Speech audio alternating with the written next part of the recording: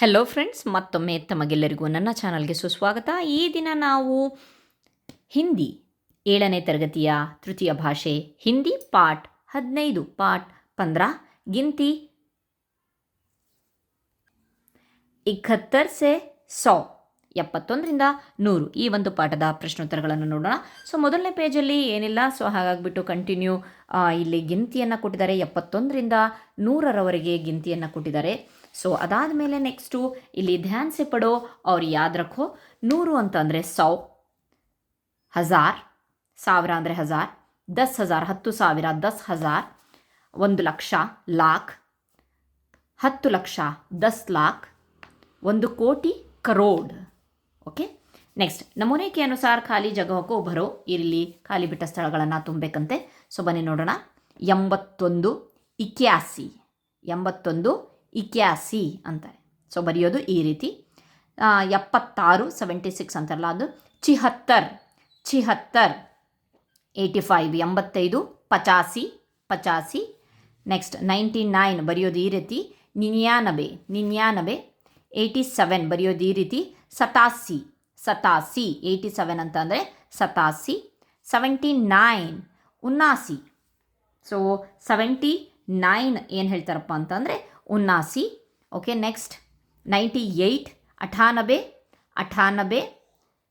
Next 100 100 okay. So ಇದಾದಮೇಲೆ next ಕ್ರಮ ಸೂಚಾಂಕ ಸಂಖ್ಯೆ ಅಂತ ಹೇಳಿಬಿಟ್ಟು ಕೊಟ್ಟಿದ್ದಾರೆ. ಪಹಲ ದೂಸರಾ ಅಂತ ಹೇಳಿಬಿಟ್ಟು ಇದೆ. ಫಸ್ಟ್ ಸೆಕೆಂಡ್ ಥರ್ಡ್ ಅಂತೀವಲ್ವ, ಸೊ ಅದನ್ನು. ನೆಕ್ಸ್ಟು ಭಿನ್ನಾರ್ಥಕ ಸಂಖ್ಯೆ ಇದೆ. 1/4 ಪಾವ್ ಕಾಲು ಭಾಗ ಅಂತೀವಲ್ಲ ನಾವು, ಪೌನೆ 1 ಅಂತಾರೆ. ಸೊ ನೆಕ್ಸ್ಟ್ ಇದು 1/4 ಪಾವ್ ಅಂತಾರೆ. ಪೌನೆ 1 ಅಂತ ಅಂದರೆ 1/4 ಅಂತ ಹೇಳಿಬಿಟ್ಟು. ಸೊ ಆಧಾ ಅರ್ಧ ಅಂತ, ಪೌನ ಮುಕ್ಕಾಲು. ನೆಕ್ಸ್ಟು ಸವಾ 1/4, ಡೇಢ್ 1/2. ಓಕೆ, ನೆಕ್ಸ್ಟು ಪೌನೆ 1 1/4, ಸವಾದೋ 2/4, ಢಾಯಿ ಅಥವಾ ಅಢಾಯಿ ಅಂತ ಅಂದರೆ 2/2, ಪೌನೆದೋ 2/4, ಸವಾ 3 3/4, 3.5 3/2. ಸೊ ಅದಾದಮೇಲೆ ನೆಕ್ಸ್ಟ್ ಪಾಠನ ನೋಡೋಣ. ಪಾಠ 16 ಪಾಠ 16 ಬೂಂದ್ ಬೂಂದ್ ಸೆ ಸಾಗರ್. ಹನಿ ಹನಿಯಿಂದ ಸಮುದ್ರ ಅಥವಾ ಹನಿ ಹನಿಯಿಂದ ಸಾಗರ ಅಂತ ಹೇಳಿಬಿಟ್ಟು ಇದೆ. ಇದನ್ನು ಬರೆದವರು ಕೇದಾರ್ನಾಥ್ ಕೋಮಲ್ ಅಂತ ಹೇಳಿ. ಸೊ ಬನ್ನಿ, ಇಲ್ಲಿ ಪೋಯಮ್ ಇದೆ. ಪೋಯಮ್ ಆದಮೇಲೆ ಫಸ್ಟ್ನೇದಾಗಿ ಕವಿ ಪರಿಚಯ ಇದೆ, ಅದನ್ನು ನೋಡೋಣ. प्रस्तुत कविता के कवि है श्री केदारनाथ कोमल. आप हिंदी के समकालीन कवियों में प्रसिद्ध है.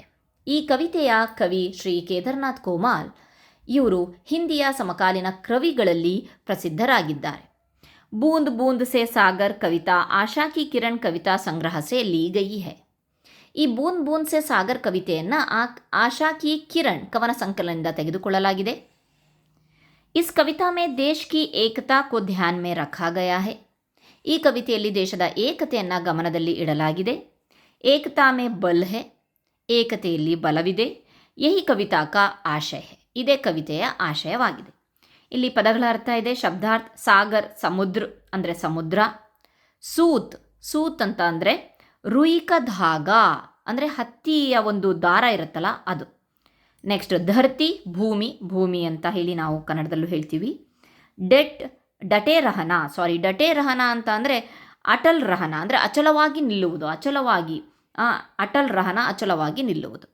ಸೊ ಅದಾದಮೇಲೆ ನೆಕ್ಸ್ಟು ಪ್ರಶ್ನೆ ಉತ್ತರಗಳು ಬಂದಿದೆ. ಸೊ ನೋಡೋಣ. ಇನ್ ಪ್ರಶ್ನೋं के उत्तर लिखिए. ಸೊ पहला प्रश्न, ಮೊದಲನೇ ಪ್ರಶ್ನೆ. इन प्रश्नों के उत्तर लिखिए. सागर कैसे बनता है?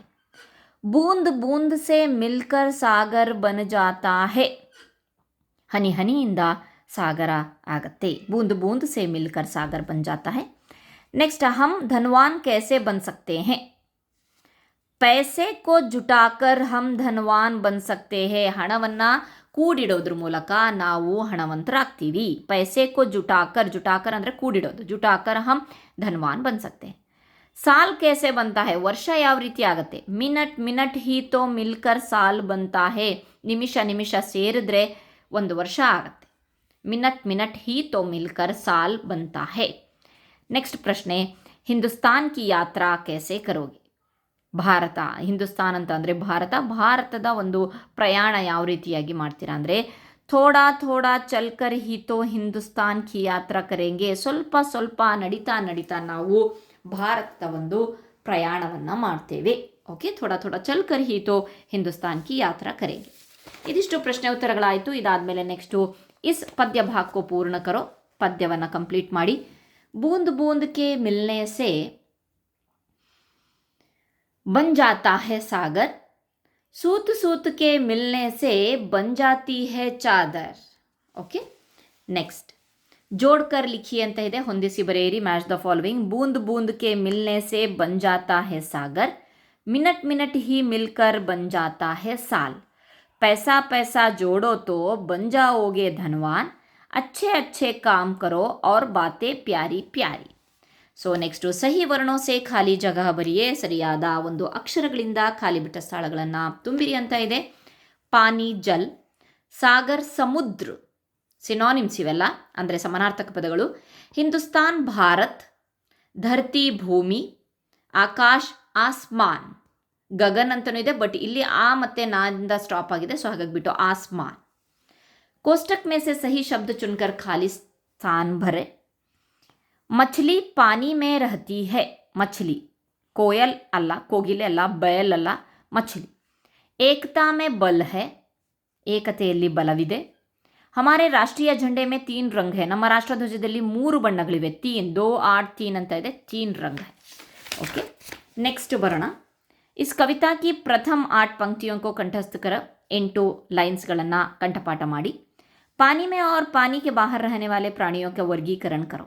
ಇಲ್ಲಿ ಕೆಲವೊಂದು ಪ್ರಾಣಿಗಳ ಹೆಸರುಗಳನ್ನು ಕೊಟ್ಟಿದ್ದಾರೆ. ಪಾನಿ ಮೇ ರಹನೆ ವಾಲೆ ಇಲ್ಲಿ ಬರಿಬೇಕು. ಪಾನಿಗೆ ಬಾಹರ್ ಅಂತಂದರೆ ನೀರಿನಲ್ಲಿ ವಾಸಿಸದ ಪ್ರಾಣಿಗಳನ್ನು ಇಲ್ಲಿ ಬರೀರಿ, ನೀರಿನಲ್ಲಿ ವಾಸಿಸುವ ಪ್ರಾಣಿಗಳನ್ನು ಇಲ್ಲಿ ಬರಿ. ಮಛಲಿ ಮೀನು, ಮೇಂಡಕ್ ಕಪ್ಪೆ, ಕೇಕಡ ಏಡಿ, ಮಗರ್ಮಚ್ ಮೊಸಳೆ, ಕಛುವಾ ಆಮೆ, ಅಷ್ಟಪದಿ ಆಕ್ಟೋಪಸ್. ಓಕೆ, ನೆಕ್ಸ್ಟ್ ಪಾನಿಗೆ ಬಾಹರ್ ಬಾಘ್ ಹುಲಿ, ಹಾತಿ ಆನೆ, ಬಿಲ್ಲಿ ಬೆಕ್ಕು, ಸಿಯಾರ್ ನರಿ, share Simha, guy हंसू. इदादमेले next in रंगों को पहचानो और उनका नाम लिखो. काला ब्लैक, सफ़ेद वाइट, केसरिया सैफ्रॉन, केसरिया केसरी कलर. नेक्स्ट हरा हसिरू, हरा. गुलाबी गुलाबी बಣ್ಣ, ओके पिंक अंतारಲ್ಲ गुलाबी. नीला नीली नीला, ओके ब्लू. नमूने के अनुसार लिखो. ಇಲ್ಲಿ ಬೋಲ್ ಈ ಸೇರಿಸಿದ್ದಾರೆ, ಬೋಲಿ. ಅಭಿಮಾನಿ ಲಾಸ್ಟ್ ಲೆಟರನ್ನು ನಾವು ಈ ಜೊತೆಗೆ ಸೇರಿಸಿ ಬರಿಬೇಕು. ಅಭಿಮಾನಿ. ಉಪಕಾರಿ, ಜ್ಞಾನಿ, ಸಾವಧಾನಿ, ಜವಾನಿ. ಸಫಲತಾ ಇಲ್ಲಿ ತಾ ಪ್ರತ್ಯಯವನ್ನು ಪ್ರತ್ಯಯಗಳನ್ನು ಸೇರಿಸ್ತಾ ಇರೋದು. ಇಲ್ಲಿ ತಾ ಪ್ರತ್ಯಯ ಸೇರಿದ್ದಾರೆ. ಸಫಲತಾ, ನಮ್ರತಾ, ಸುಂದರತಾ, ದೀನತಾ, ಸಂಪನ್ನತಾ, ಸಮತಾ. ನಮೂನೆ ಕೆ ಅನುಸಾರ ಮಿಲಾನ್ ಕರೋ. ಭೇಡ್ ಚರಾನೆ ವಾಲ ಕುರಿಯನ್ನು ಕಾಯುವವನು. ಗಢಾರಿಯ ಗಢಾರಿಯ ಕುರಿ ಕಾಯುವನು ಅಂತ ಹೇಳ್ತಾರಲ್ವ, ಸೊ ನಾವು ಅದನ್ನು ಶಫರ್ಡ್ ಅಂತೀವಿ. ಓಕೆ, ನೆಕ್ಸ್ಟ್ ಗಾಯ್ ಚರಾನೆ ವಾಲ. ಗಾಯ್ ಚರಾನೆ ವಾಲ ಅಂತಂದರೆ ಹಸುಗಳನ್ನು ದನಕರುಗಳನ್ನು ಕಾಯುವವನು. ಓಕೆ, ಗ್ವಾಲ ಗ್ವಾಲ, ಓಕೆ ಗೋ ಸಂರಕ್ಷಕ ಅನ್ಬೋದು. ಖೇತಿ ಕರ್ನೆ ವಾಲ, ಕಿಸಾನ್ ರೈತ. ಕಪಡ ಸೀನೆ ವಾಲ ಬಟ್ಟೆ ಹೊಲಿಯುವವನು. ದರ್ಜಿ ಟೇಲರ್. ರಸೋಯಿ ಬನಾನೆ ವಾಲ ಅಡುಗೆ ಮಾಡುವವನು. ರಸೋಯಿಯ ಕುಕ್ ಅಂತಾರಲ್ವ, ಸೊ ಅದು. ಓಕೆ, ಇದಿಷ್ಟು ಸಹ ಈ ಒಂದು ಪಾಠಕ್ಕೆ ಸಂಬಂಧಪಟ್ಟಂತಹ ಪ್ರಶ್ನೋತ್ತರಗಳಾಗಿದೆ. ಇನ್ನೂ ಹೆಚ್ಚಿನದಾಗಿ ನಿಮಗೆ ವೀಡಿಯೋಸ್ ಬೇಕು ಅಂತಂದರೆ ಪ್ಲೀಸ್ ನನಗೆ ಕಮೆಂಟ್ ಮಾಡಿ. ಡೆಫಿನೆಟ್ಲಿ ನಾನು ಮಾಡೋಕ್ಕೆ ಟ್ರೈ ಮಾಡ್ತೀನಿ. Thank you.